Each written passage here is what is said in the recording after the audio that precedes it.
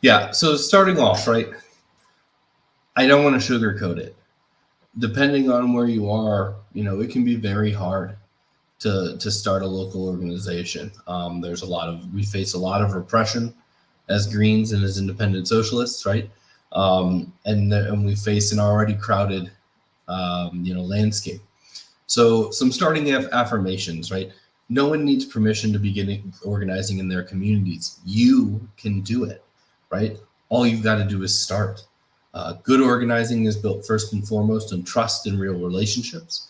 Working class people rightfully don't trust politicians. Actions, not words, are what matter. And one problem I've seen in the Green Party the last few presidential cycles, and obviously this kind of comes with presidential. There's lots of reasons that we do run presidential campaigns, despite Garrett and I just spending a half an hour preaching about local. And some of it is because it very much does affect local, right? In terms of like ballot access. It's also a high visibility campaign that brings new people into the party.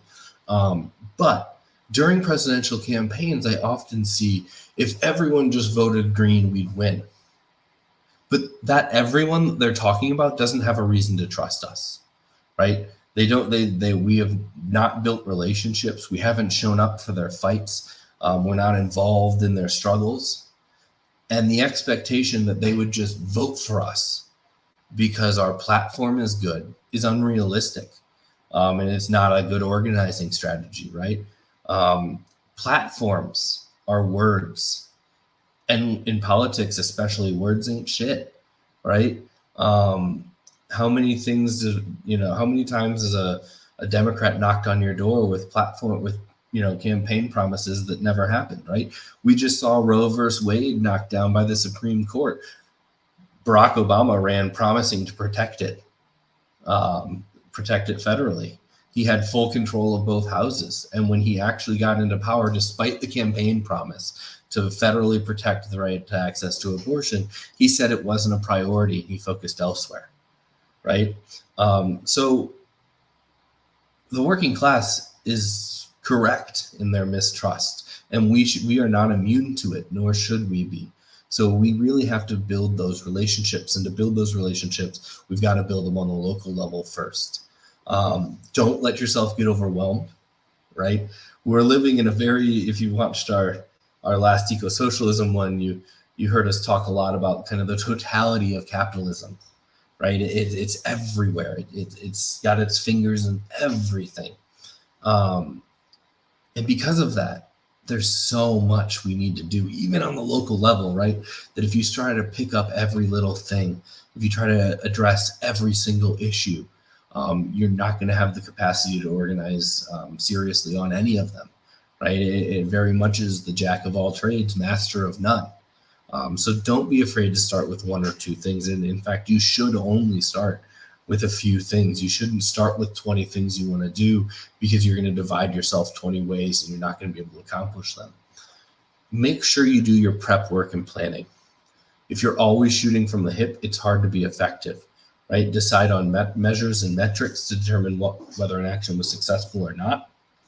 And that doesn't mean you won, but it could mean we brought out more people than we ever had, right? We added this many volunteers, we added this many organizers, we established this relationship with this organization or this influential person, right? But it's hard to do that if you're just constantly shooting from the hip and responding to everything because you feel like you have to. There's an organization in Carbondale, Illinois, in Southern Illinois, called Carbondale Spring. And when they formed, they spent 6 months to a year doing research, studying their community, reaching out and starting to build those relationships. And then all of a sudden, someone wanted to build a solar plant in one of the neighborhoods in their community. And renewable energy was one of their primary goals, but they were connected in with the neighborhood. And they realized this working class neighborhood is going to get bulldozed, and these people are going to get pushed out for a solar, for a solar operation, and they didn't want it in their neighborhood, right? And so they helped defeat it. Even though it was one of their primary goals, the neighborhood didn't want it. They came together, they helped defeat it, and all of a sudden they've got some traction. And then a few months later, Trump was coming to town, and they put out they put a proposal before the city council declaring Carbondale to be a welcoming city, welcoming city, and that Trump wasn't welcome. His rhetoric and his hatred wasn't welcome. Well, the city council tabled it and kind of hid from it. They didn't want to take a political stance on Trump. So Carbondale Spring and their members declared the city council to have abdicated their duty. They walked outside in front of City Hall, they held a rally, and the public passed the proposal. Now, did it hold any real, power? No, but it was a huge statement. And now there was somebody that the city had to work with. And so fast forward a year or two, and the city's giving them land for urban gardens in their parks. The city is putting money away to fund for renewable energy. The city is actively looking at their policing habits, right? But they had to build that relationship first, and they had to sit down and really think about what they were going to do, right? And that's really important. And we'll get into that in a minute, some of the kind of initial thoughts. There's no one method to organize. Learn and adapt ideas from others. Do what makes sense for you, your community, and your goals, right?